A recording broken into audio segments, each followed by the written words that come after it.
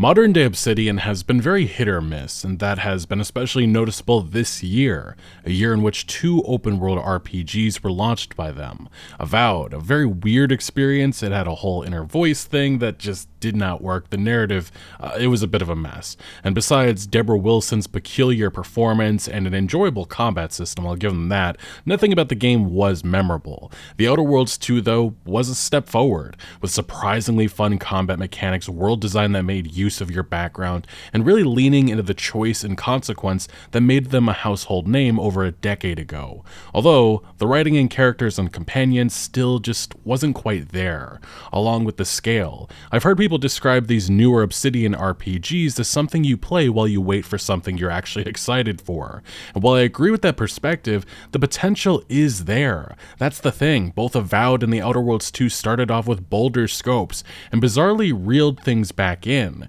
They also have the writing talent on the sidelines. New Vegas game director Josh Sawyer is there after Pentiment, and New Vegas lead writer John Gonzalez just recently returned. So it's a question of why isn't Obsidian pushing themselves? And why, after years of talking about their wish to do a new Fallout game, why has their tune suddenly changed?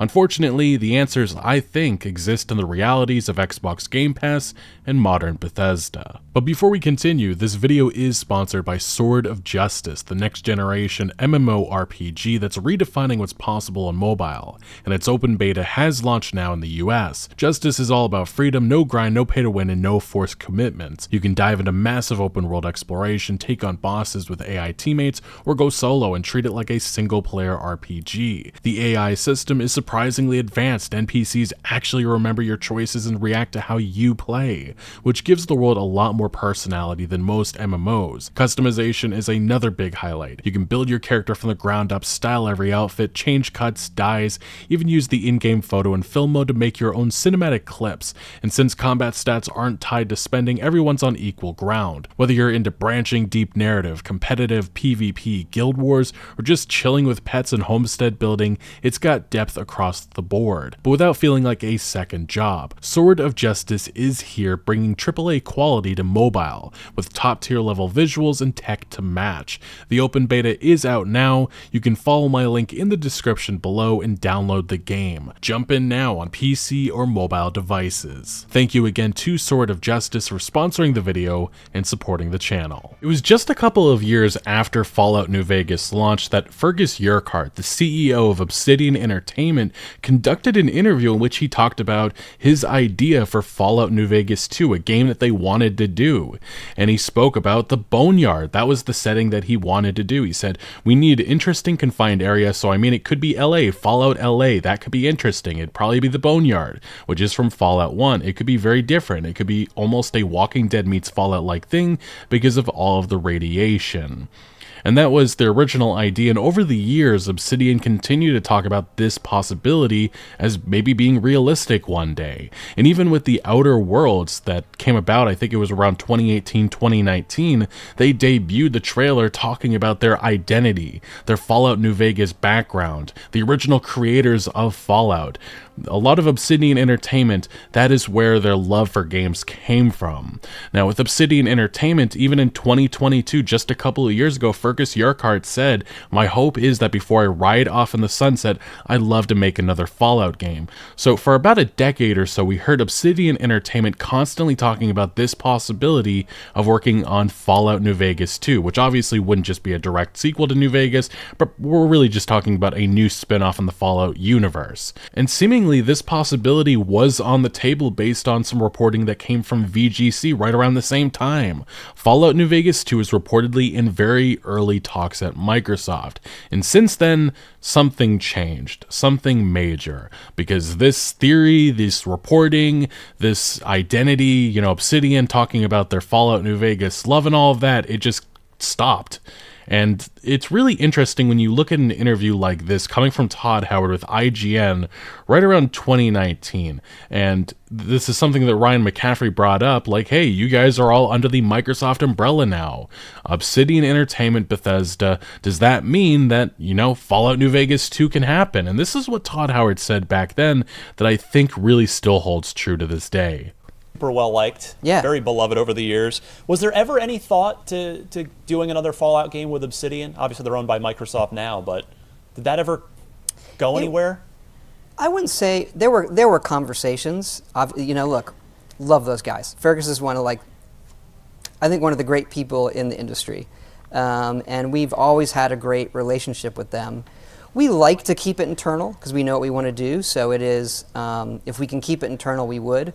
And now that they've been bought, you never say never, but it makes it highly unlikely. I'll say that. And that right there, I think a lot of people assumed that after, they all became under the Microsoft umbrella, things would change, this perspective would change. But I don't think it did. And that is because I think Todd Howard, his leadership team over there at Bethesda, I think that they have a lot more control over the Fallout IP than has ever been said publicly. That is why I think that there might have been some backroom deal made right around the time that Bethesda was purchased by Microsoft, that Todd Howard would stay on, assuming that he had full control over the IPs. That's why we're getting what we're getting right now with the Elder Scrolls and Fallout, which really isn't all that much. Now, besides the Bethesda Game Studios problem of this, Obsidian Entertainment here in 2025 is now starting to sing a very different tune on New Vegas 2. And this is a new interview. PC Gamer: sorry Fallout fans, but Obsidian isn't really interested in making New Vegas 2. After years of working on other people's games, the studio is finding joy in doing its own thing, but the core identity of Obsidian comes from their original work. Those key figures was on the original Fallout games. That's why this article headline is just totally bizarre. This is a new interview with the Game Business in which Obsidian Vice President of Operations Marcus Morgan and Vice President of Development Justin Britch said that they know lots of people want follow-ups to the studio's greatest hits, but they want to concentrate on their own IP, the new things that they've started in recent years. And this is what Morgan specifically said. He says, "I know everyone on the internet on every game we ever announced will constantly reference back to when's the next New Vegas, when's the next whatever. But this year, in addition to it being a celebration of shipping 3 games, all 3 of the games are IP that we've created, that are Obsidian IP, our history prior to Microsoft surrounded working on others' IP. And this is the joy that we get of how do we start to define our own? Do we build our own IP? And we've got to the part where we have sequels to all of them. All of them are IP that we have created." And then it furthermore is said that the journey around The Outer Worlds 2 and Avowed put our approach to the test quite a bit, Morgan said. There was a little bit of self-doubts or self-questioning of, should we be chasing after these aspects, this component of AAA? And as we went through that journey, the lessons we learned and what we took away was stay true to our roots and keep building the games we make as opposed to chasing after whoever else. We are always inspired by and we always love all the RPGs that exist, but we also have our style of RPG. When I look at Larian's RPG and then I look at Bethesda's RPGs or CD Projekt's RPGs, they are compared, but they are all very different. I want a different experience when I go play Baldur's Gate than I do when I play Cyberpunk. We've worked on Neverwinter Nights. We've worked on Fallout, so it can't help but be somewhat like, are we just trying to be like that? Our goal with The Outer Worlds and Avowed is to more clearly define what it is to be Obsidian as a standalone studio as opposed to it always being a chase after what already exists. The problem with that, especially with The Outer Worlds 2, is they very much are chasing the New Vegas identity. The original game, that was the marketing that they led with. And even with The Outer Worlds 2, that DNA, that Fallout New Vegas legacy is all over it. They're almost screaming themselves that they want to work on the IP, but for reasons unknown or that haven't been publicly outlined, they haven't been able to do that. And I think all of that lies in with Bethesda Game Studios wanting full control over the IP right now. Now, this perspective of confusion with these statements is not coming just from myself or even Fallout fans, but one of the lead developers and one of the, co-founders of Obsidian Entertainment, Chris Avellone. I actually asked him about this on Twitter recently, and he said, based on a recent article, and believe he's referring to this one, I don't think they had a choice on changing their tune. The idea a number of staff would not want to work on Fallout is an unusual claim, unless again you have no choice. And I pointed out that it's just weird to me. Throughout 2022, reports of early discussions on Obsidian doing a new Fallout, and even Fergus Urquhart repeated that he wanted to do one again, and now they just want to focus on their IP. Chris Avellone responded saying, one other weird aspect is that Microsoft was probably pushing, and they were, for more Fallout titles after the success of the TV show, and the show is likely to persist for a while. It seems like they would have pushed for more Fallouts wherever they could get them, /shrug. And the only theory that makes sense to me is that Bethesda Game Studios is ultimately the one saying, we're not in support of this and we're not doing it. And that again goes back to the theory that I do think Todd Howard has more control over the Fallout IP than the public knows at this point. And that would make sense for a lot of the decision making that we've seen over the last number of years with this IP that has been very questionable at the very least. And yeah, Chris Avallone's original response to this article from PC Gamer talking about that interview with the Obsidian vice presidents was saying, so many dialogue responses. But as you heard in that new interview with the Obsidian vice presidents, they supposedly want to make their new identity. They want to be known for being different than the other RPG developers in this industry. But one developer that has had one of the best games of the year called them out, and he basically said that they have not evolved. And this is Kingdom Come Deliverance director. He lambasted Obsidian for being unable to come up with new game mechanics. And this is what Daniel Vavra took to Twitter, saying it was a fine experience, The Outer Worlds 2, which I'm landing in that same territory. But what I find sad is that the company and the people who gave us one of my favorite games ever, Fallout New Vegas, have been unable, even after 15 years and with all of Microsoft's money and latest technological advances, to come up with a single new game mechanic that could take this proven but ancient formula somewhere new. Can any of you think of a single new game mechanic in the Outer Worlds that hasn't or wasn't already in Deus Ex or the original Fallout games more than 25 years ago? Unfortunately, I can't. Give me a living simulated world, true non-linearity. Give me something more than loot boxes, maintenance shafts, loading screens, and level grinding in a static scripted world. And he was met to some responses, somebody pointing out the flaw system, and he said, yeah, Fallout has traits, which had negative aspects as well, nothing new. And this criticism of Obsidian's formula is nothing new. This is something that was especially notable earlier this summer when, Avowed released, many people bringing up the fact of, can Obsidian still do it? The Outer Worlds 2 was a step forward, but I don't think a lot of people think that it was a step forward enough. And as I opened up with, they have talent on staff. They're just not bringing everybody in. And I do think that this is a new strategy. Something changed a couple of years ago. It's easy to forget, but around 2019, that debut trailer of Avowed showed massive scale, massive ambition, and the original interviews gave indication that Obsidian was chasing Skyrim. They wanted to have their own Skyrim. But that changed as the game's development went along.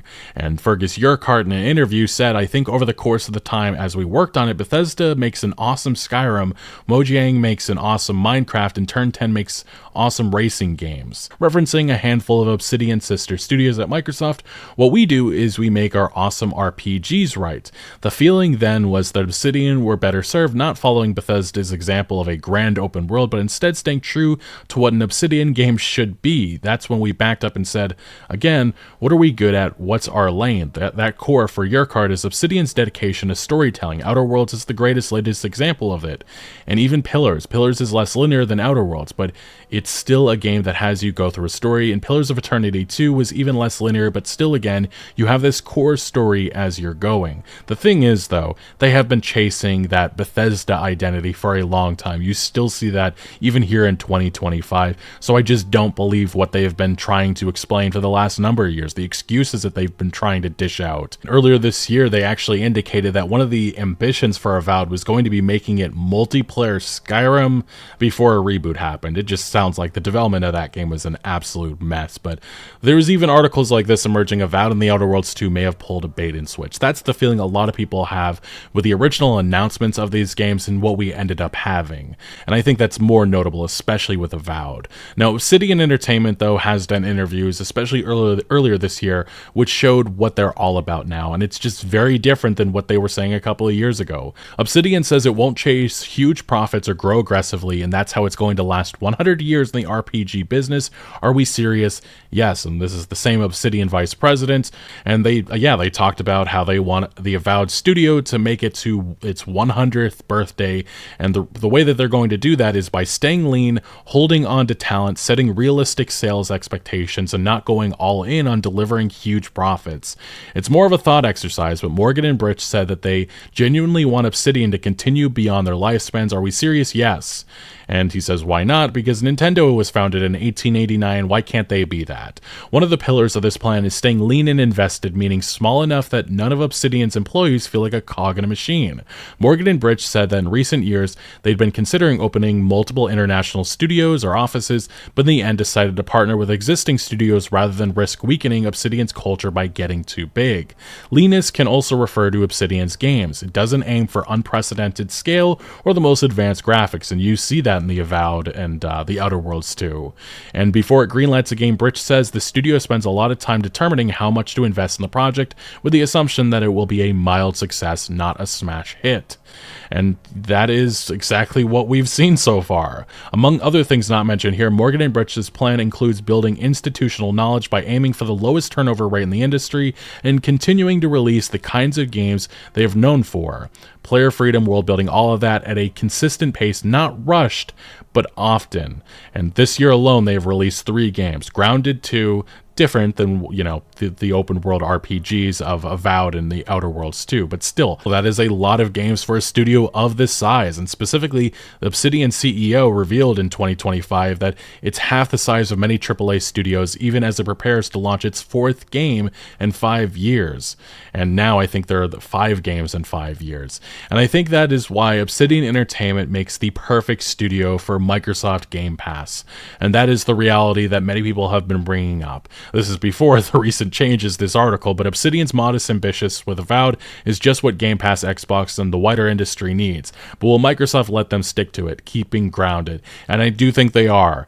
Having consistent output is exactly what Game Pass needs, even if it isn't just putting out, you know, massive Game of the Year contenders, which I think a lot of people were hopeful that Obsidian was going to be getting once they had the funding and the backing of Microsoft when they were purchased years ago. It's going to be all right experiences, games that maybe most don't fall in love with, but mostly enjoyable. Games that you play while you wait for something that you're more excited for. And just saying that, the expectation now with Obsidian Entertainment, it is kind of sad, because my expectations, my anticipation was so much more grander when they were purchased by Microsoft. But they exist perfectly now in the Microsoft Game Pass. They're a cog in that machine. They have found their role. And I don't think that they're going to be, you know, hit by massive layoffs or anything, especially if they have this output and they're still getting mostly positive reviews, which has been the case with Avowed and the Outer Worlds too, even though those games just have not made an impression really all that much on the overall gaming industry. And I genuinely believe that they did want to push themselves. They did want to do Fallout New Vegas 2, but unfortunately they were rejected by Microsoft and Bethesda. And that is because Bethesda Game Studios, they want to have full control over the Fallout IP. That's why Todd Howard, when he was asked years ago, would you let InXile Entertainment or Obsidian Entertainment make Fallout 5? Because it's going to be a decade or so until that game even comes about. Todd said no. He's doing it. They already have a one-pager for it, even though we're looking at somewhere in the early 2030s before that maybe becomes a reality.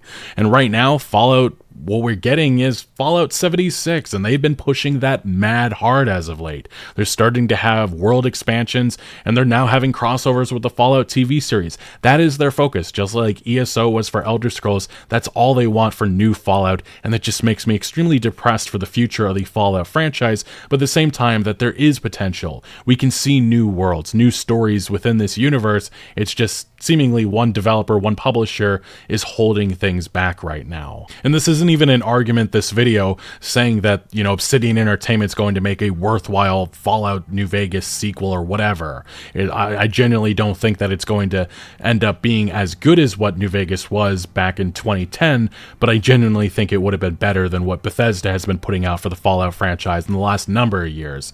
And maybe that's the problem. Maybe that really is the problem. Fallout New Vegas's reputation has been damaging to Bethesda. Todd Howard can talk about in all of the interviews that he loves those guys, everything, blah, blah, blah, blah, blah. But we genuinely know for a fact that it has irked Bethesda, the fact that when people talk about their love for the Fallout franchise, the first game they're talking about is New Vegas and not Fallout 3 or Fallout 4 or even 76. Jealousy maybe, but I just don't think Bethesda here in modern days can afford another developer upping them with a new Fallout experience. But hey, one of the other hopes that people have had for the future of the Fallout franchise is remasters. We know a Fallout 3 remaster is on the way, and Chris Avellone responded to the possibility of New Vegas saying, you know, considering recent events, maybe a Fallout New Vegas remaster might not be such a great idea after all.